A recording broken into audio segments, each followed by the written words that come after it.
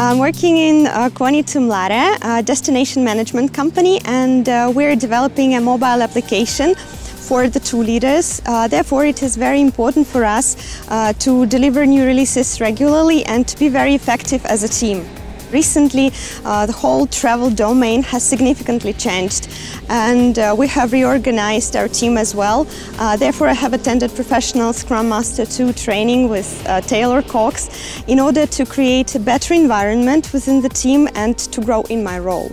Our coach, Karel Smutny, is certified from scrum.org, and he led us through the whole training very professionally, giving us theoretical knowledge, situations where we can apply that, opportunity to discuss and brainstorm together with the other participants, and the opportunity to create our own solution before sharing best practices with us. I received a lot of inspiration and ideas, and I have already applied a few of them, returning back from the training.